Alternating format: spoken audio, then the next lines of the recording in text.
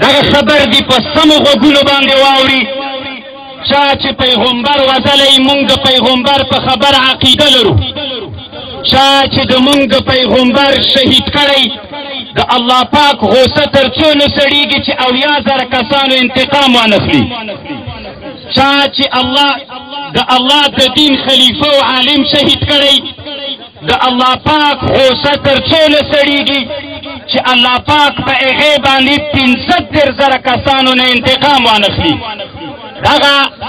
د مونږ پیغمبر محمد رسول الله صلی الله علیه وسلم د هغه یو وعده د مسلمانانو ورونو الله دغه وعده د مونږ سره کړی د الله پیغمبر د مونږ سره دغه وعده کړی اوس پیغمبر نشته د پیغمبر وارث عالم ده دغه خبر در سره د کفر غلامانو ښه واورئ څوک مو چې عالم شهید کوي څوک مو چې حافظ شهید کوي څوک مو چې خلیفه شهید کوي د الله پاک غوسه نه چړیږي د دیموکراسۍ سپیانو واورئ دغه خبره ورته ورسوئ د الله پاک غوسه تر څو نه سړیږي چې 500,000 کسان ورباندې ونه وزني دغه د مونږ د پیغمبر وعده ده دغه د مونږ پیغمبر مونږ سره وعده کړې ده دغه وعده د مونږ د احادیثو کتابونو نقل کړې نعیم ابن حماد الخزاعي کتاب الفتن علامه نور الدین الهیثمی الشافعي مجموع الزوائد کتاب المناقب کې نقل کړې کته د وطن امن غواړي د علماو په مرګ باندې د وطن امن ناراضي کته په وطن کې قراري غواړي د وینو تویول بندیدل غواړي د علماو په وزلو باندې وینې تویدل نه بنديږي ځکه د الله رسول مونږ ته یو خبر را رسولې د الله پاک غوسه تر څو نه سړیږي چې د حدیث یو محدث په شهادت رسول کیږي الله پاک غوسه کیږي د انتقام اراده کوي 500,000 چې در باندې مردار نه کی ته الله پاک غوسه نه سړیږي منم ته به د غرب نه متاثر انسان یې ته به د ما د پیغمبر او د عالم خبرو ته اعتقاد نه لرې اما دا ومنه چې ما سره د ما پیغمبر دا وعده کړې زه په اطمینان لرم دغه د امن لاره نه ده په دې طریقه باندې امن نه راځي که هر څوک غواړي چې په وطن کې امن راشي د علماو په مرګ باندې امن نه راځي د الله پاک غوسه راځي د هغه انتقام دپاره الله پاک خلق را پورته کوي چې انتقام واخلي دغه یوه خبر د هغه چاته کوم چې د علماو د مرګ ارادې لري وادي وري زمونږ د الله زمونږ د پیغمبر غوسه نه سړیږي مونږ هم د هغې پیغمبر متبعین یو مونږ هم د هغې پیغمبر وارثین یو زمونږ غوسه به بیا په څنګه باندې سړه شي مونږ هم ور یو مونږ هم هغه کسان یو مونږ چې خپل سرونه په لاسونو کې نیولي دا د الله د دین دپاره د یوه خبر مسلمانانو ورونو بل یوه خبر ای مسلمانانو شهاب الدین علوسی تفسیر روح المانی کې لیکلي زمونږ د علماو او د شیوخو مخکې علماو ویلې دغه یو شیخ یو مدرسه یې درلوده مدرسې ته روان و علم و تعلیم و تعلم یې کو که د چا شخصي ورسره ورانه وه بل چېرته به یې ویستلی و مخکې به یې ویستلی و انشاءالله شخصي بدیانو کې چې مونږ ته د خوست د پکتیا د غیرتي خلک معلوم دي هغه په بدیو کې عالم نه وسمي دا د غربیانو دا د هغوی تربیت شده خلکو عادت ده دا د دوی د ابولهب د زمنو عادت ده اما دغه هم واورئ د ابولهب زمنو د ابوجهل زمنو دغه هم در سره واورئ چې ورځ رسول الله صلی الله علیه وسلم مکې مکرمې کې ناست رسول الله باندې قرآن څه آیتونه را نازل شول رسول الله غږ وکړ وی ای صحابو هغلته ابوجهل او عتبه ناسته هلته شیبه او د نور ابولهب او فلان و فلان ناسته وی هغو ته د دغه آیتونو دعوت به څوک وروړي ای علماو قسم په الله باندې که موږ غلي کینو په خدای قسم او په الله قسم د سره وعده کوم وروسته یوه خبر علماو ته هم کوم چې نن علي رضی الله عنه چې کله شهید کېدی وایي اکلنا یوم اکل طور الابیض ای علماو نن د اختلافونو زمانه نه ده نن هغه زمانه نه ده هغه کافران چې الله پاک قرآن کې وایي قالت النصارى ليست اليهود على الشيء وقالت اليهود ليست النصارى على الشيء هغه کافران نن موږ ته یو شول هغه مشرکان موږ ته نن یو شول موږ مسلمانان د په اتفاقۍ کې لګیا یو وروسته دغه اخرنۍ خبر بیا کوم دلته یو ډېر بس یو لکو څوارلس زره صحابو کې د چا چې ټیټ قد عبدالله ابن مسعود وته چې کړی د الله رسوله دغه تبلیغ دغه خبره ابو جهل ته زه وروړم دغه خبر دی هغه خلکو ته ښه ورسېږي چې د کفر غلامان دي یا رسول الله صلی الله علیه وسلم عبدالله ابن مسعود ته ویلې ویته کېنه ویته کېنه رسول الله ویلې عمر به ووایي چې زه ابو جهل ته ورځم رسول الله ویلې حمزه به ووایي چې زه ابو جهل ته ورځم رسول الله ویلې سعد ابن عباده به غږ وکړي رسول الله ویلې هغه زړور او غټ صحابه به غږ وکړي چې موږ ابو جهل ته دا تبلیغ او هغه خبر او د الله پیغام ورسو رسول الله ابو جهل ته ویلي دا عبدالله ابن مسعود ته ویلي کېنه یا رسول الله ویلي اے صحابه څوک به دغه خبر ابو جهل ته دعوت دپاره وروړي عبدالله ابن مسعود بیا غږ وکړي درېم وار بیا رسول الله ورته ویل کېنه بیا یې غږ وکړه بیا ورغی رسول الله عبدالله ابن مسعود ته ویلي ورسه دعوت ورکړه ابو جهل کعبې سره ناسته دغه د الله تبلیغ ورته ورسوه قرآن ورته ورسوه عبدالله ابن مسعود ورغی اعوذ بالله من الشیطان الرجیم بسم الله الرحمن الرحیم د الله پیغام ورته ورسو لکه الله چې موسی علیه السلام ته ویلې اذهب الى فرعون انه طغى فرعون ته ورته طغا یې کړې سرکشي یې کړې دعوت ته اسلام ورک عبدالله ابن مسعود دعوت ورکړ ابو جهل راجیک سو عبدالله ابن مسعود په څاپېړو غوږ یې ویلې کړ اے د کفر زمنو نن موږ مسلمان نه یو موږ نن ځانونه مسلمان نه بلو موږ سره د افغانستان ټول ولس ته که نه د دنیا دغه غربي میډیاوې راسئ کوم ځای کې چې د عوامو چې د موږ د علماو ډېر ملګري دي که د تاسې عامه مطبوعاتي او مناظره به وکړو په هر ولایت کې چې وایئ هغه تاسې چې کوم ځای کې د نفوذ دعوه کوئ هلته موږ علما وغواړئ تاسې هم یو ورځ خپل خلک را وغواړئ موږ به هم را وغواړو د افغانستان ولسه د زړه نه ووایئ د چا ملګري یئ د غربو که د علماو ووایئ سمنې ته ښکاره کوئ چې د علماو تر شا څوک ولاړ دي دغه عوام د موږ سره ولاړ دي دا نن ډرون یې په سر نه ګرځېږي چې موږ دپاره لاسونه پورته کړي د افغانستان غیور ملت د افغانستان قهرمان ملت دا د علماو تر شا ده علما فکر ونه کوي موږ سره الله یوه وعده کړې ولتنصرن الله ولینصرن الله من ینصره اوله وعده مو د الله ده بله وعده مو ده د دغه ولسونه موږ سره تر شا ولاړ دي چې اسلام افغانانو ته راغلی دغه عوامو موږ سره داسې نادر خدمتونه کړي چې نه ویرېدونکي خدمتونه دي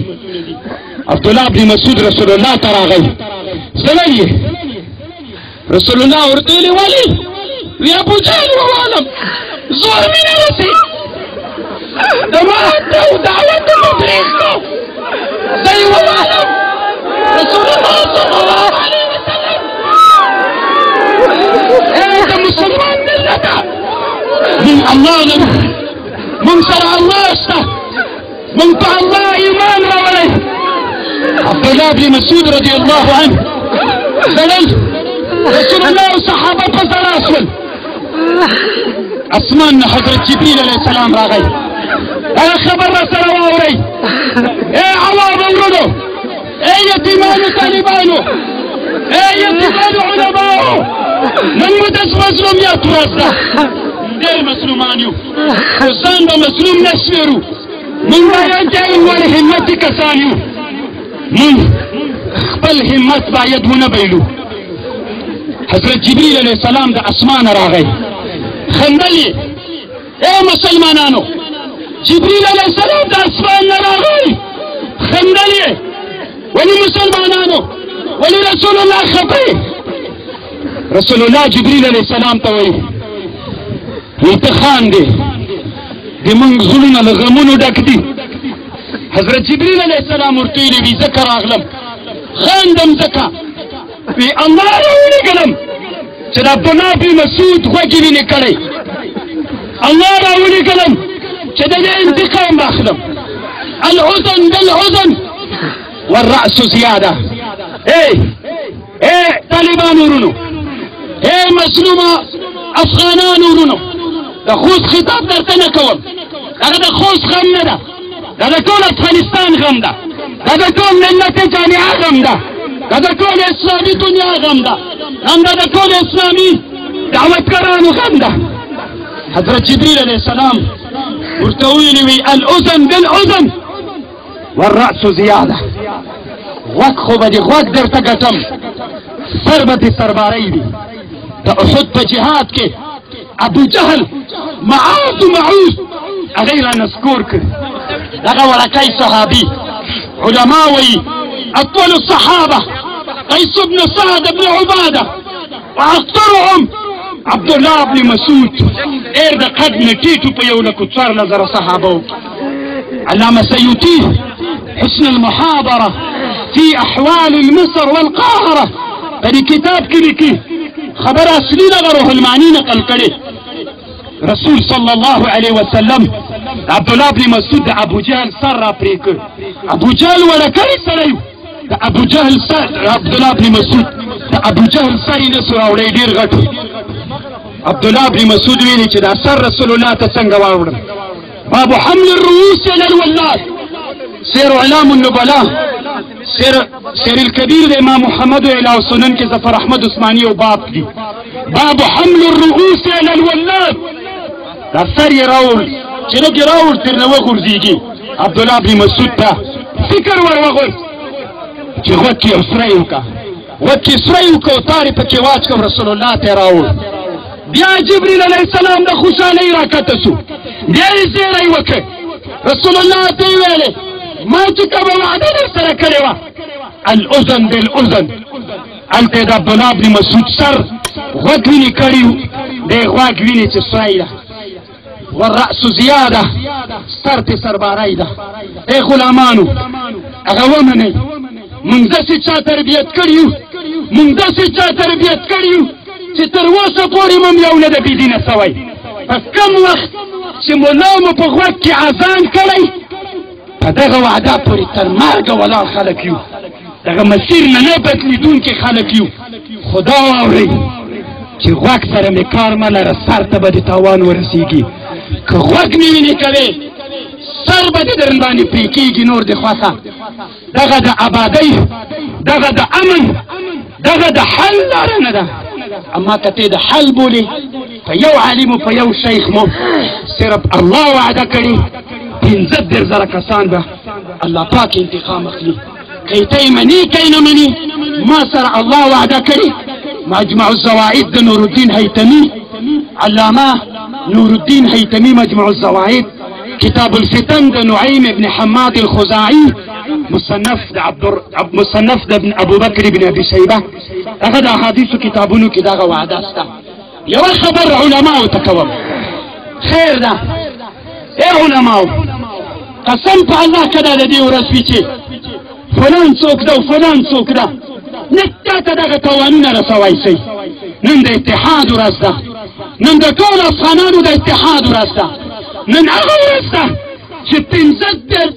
15 میلیارد ډالر زمونږ د یو کال د افغانانو د وسلو دپاره انتخابیږي ما ورته څه کوو وکلنا یوم اکل طور الابیض ای علماو نن د نن نه 50 کلنه مخکینۍ دنیا نه ده ای علماو نن دغه دنیا ده ډېره پرمختللې دنیا ده، هر سړی په هر څه پوهېږي. حضرت علي رضی الله عنه چې کله شهید کېده یو شعر وایي اکلنا یوم اکل سور الابیض. ځنګل کې درې غویانو، سور او سپین او زیړو، سپین او زیړ او سپین او تور او سور. زمری دلته ګرځېد، یو زمری ګرځېد، درې غویانو. اما د زمري زور په عالم په دغه درې غویانو نه رسېد. کتاب الامثال کې علامه میداني یو مثال راوړی، کم حکمتونه د مشرانو، کم متلونه د مشرانو هغه بې حکمته نه وي. نو د زمري د شیطانت نه کار واخیست. نن د موږ دښمن یو له لویو مکارو دښمنونه ده، د موسیانو غوندې کمعقل دښمن سره مو سر نه ده، چې دومره هوښیار دښمن سره مو سر ده. د عقل نه به کار اخلو، دغه دښمن سره به په عقل باندې جنګېږو. رسول دغه زمری راغی، د هغه ته وایي د تور او سره غویي ته د موږ او د تاسې یو څه رنګ سره یو شی ده. دا سپین به زه وخورم که د تاسې خوښ وي، دا موږ سره چېشته ګرځي. د علماو په مابین کې د آراو اختلاف وي. امام ابو حنیفه سره صاحبینو د مذهب په ثلثینو کې اختلاف کړی. المنخول الى علم الوصول په ثلثینو د مذهب کې اختلاف صاحبینو کړی، علماو ته معلومه ده. اما هغې ورتویلې وي سپین غویی وخوره، سپین یې وخوړل. سره ته دا زمری راغی چې ښه مور شو، وایي سوره غویی د ما او د تا رنګ هم یو شی ده. وي که د تا خوښوي زه به دا تور غویی مخورم، ما او تا سره به په دې ځنګل کې ګرځو. وایي ځه دا مخوره، تورې مخور. سره ته چې راغی بې له پوښتنې نه یې د مرۍ نه راونیو. سره ویلې اکلنا یوم اکل طور الابیض. زه اصل کې هغه اوس خوړل سوی یم چې سپین غویی وخوړ سو. ای علماو دا ومنئ، دا اولینۍ نه ده. داسې ورځ به راځي چې بیا به وایې اکلنا یوم اکل طور الابیض. دغه د موږ ټولو علماو رایه داره ده. علماو په اتحاد سئ، که نه یو به خوري، ام چې څوک ځان تنها شمېري بیا به د ستوني نه رانیسي، بیا داسې فکر ونه کړي چې د ما زور نه رسېده. اما علماو دغه د اتحاد ورځ ده. بیا د نن موږ اتحاد وکړو، نن د کفر په مقابل کې یوه خوله سو. یو ورځ مرګ ده، یو ورځ باندې به مړه کېږو، او خپل ضمیرونه باید مړه نه کړو. یوه خبره مختصره کوم، مولي صاحب که بیا کوم بل عالم هم خبره کوي. موږ په مرګونو باندې همتونه نه مړه کېږي. موږ څومره مرګونو مو چې سوي، په مرګ مو همتونه نه دي ستړي سوي. کله چې تاتاریانو په ټوله اسلامي دنیا کې د اسلام مرکز بغداد مذکور کړ، د بغداد 3 میلیونه کتابونه دریاب د دجلې ته وغورځول سول. انور شاه کشمیری صاحب فیض الباری کې لیکي چې کله دغه مسلمانان دغه د تاتاریانو لښکر کله وایي چې دمشق ته لاړل، ای مسلمانانو خو مه بدوئ، موږ تنها نه یو، موږ سره الله شته، موږ تر شا علما، مبارزین، مجاهدین، دغه د پټګیو او دغه ګیرور عوام شته. ای پلاره ته داسې فکر ونه کړې چې نن د تا زوی شهید ده. ای پلاره دا ټول علما د تا زمن دي، دغه ټول د تا زمن دي. د تا د بچې انتقام به اخلي، د تا د بچې انتقام به اخلي. ای سپین ږیرې پلاره ته د دغه شیخ پلار نه یې، ته د ټولو علماو پلار یې، ته د ټولو طالبانو پلار یې، ته د ټولو مسلمانانو پلار یې. ځکه هغه د تا زوی د طالبانو د دې عوامو معنوي پلارو، ته هم د موږ پلار یې. د تا انتقام په موږ علماو فرض واجب ده، موږ به یې اخلو او د ټولو مسلمانانو انتقام به اخلو. علامه چې کله دمشق ته تاتاریان لاړل، هلته د دنیا یوه لویه مدرسه وه. لکه چې دغه مدرسه شنډه سوه، هېڅکله نه ده شنډه. د دې مدرسې تر شا علما شته، مبارزین و غجور علما شته. هغه مدرسه نه بندېږي. دا دې واورئ، که یو مړ سي الله پاک بل له هغه نه تکړه پیدا کوي. قسم په الله وعده الله کړې، ولینصرن الله من ینصر. هلته پاچا راغی. دا پاچایان بیا دغه د سختۍ ورځ موږ ته راوړي. رسول صلی الله علیه وسلم موږ سره وعده او د الله دین الله موږ سره وعده کړې. هغه خبر لږ لنډو الفاظو کې را سره واورئ مسلمانانو ورونو. کله چې دمشق ته لاړل مسلمانان دمشق ته لاړل دغه کافرانو لښکر چې دمشق ته ورسېد علامه شیخ الاسلام ابن تیمیه رحمه الله خیر د نکي نیت خبره نشته ده یوه خبره در سره واورئ. شیخ الاسلام ابن تیمیه رحمه الله هغه علامه شیخ الاسلام خلکو ته یوه خبره وکړله. خلکو ته شیخ الاسلام ویلی ای مسلمانانو ورونو دا یوه خبر را سره واورئ. قسم په الله باندې د کافرانو لښکر دمشق ته نسي راتلی. 100 قسمونه یې ورته وکړل یو قسم هم نه 100 قسمونه یې ورته وکړل. ای قسم په الله باندې چې د کافرانو لښکر دمشق ته نسي راتللی. د ده یو شاګرد د ده څنګ ته ولاړو هغه شاګرد یوه خبره ورته وکړه ای شیخ الاسلامه ای داسې ووایه انشاء الله 100 قسمونه تا وکړل په 100 قسمونو کې تا ویلې چې موږ ته الله شکست نه راکوي دا انشاء الله خو ووایه. شیخ الاسلام ورته ویلې چې زه دومره په الله باندې عقیده لرم چې الله پاک به موږ سره د تاتاریانو په مقابل کې کومک کوي. انشاء الله وایم تحقیقا وایم لا تعلیقا نه وایم. ای مسلمانانو باید موږ په دې وعده د الله پاک عقیده ولرو چې دښمن به الله پاک موږ ته شرمنده کوي او که موږ قسم وکړو الله پاک به موږ ته په دې باندې نصرت راکوي. الله پاک به موږ ته په دې باندې نصرت راکوي. الله پاک به موږ کامیابوي. الله پاک به موږ ته حافظ او ناصر ګرځوي. الله پاک دې د شهادت قبول کړي. الله پاک دې رحم ورباندې وکړي. الله پاک دې جنتونه ورته نصیب کړي. علماو خپل ضمیر به نه مړ کوو. طالبانو ورونو خپل ضمیر به نه مړ کوو. لله الحمد موږ نن په لکونو علما یو نن موږ په زرګونو علما یو. نن د افغانستان د ټوله اسلامي دنیا مسلمانان د موږ سره په صفونو کې ولاړ دي. اما د موږ دغه غیرت به الله پاک ګوري چې موږ په کومه مرتبه کې یو. واخر دعوانا ان الحمد لله رب العالمين. نعره تکبیر نعره تکبیر. زنده‌باد علمای حق زنده‌باد حماسی صاحب زنده‌باد شاه صاحب عبدالقل. شهادت مبارک دښمنان رنده که خدای دې تباه کړي خدای دې رسوا کړي.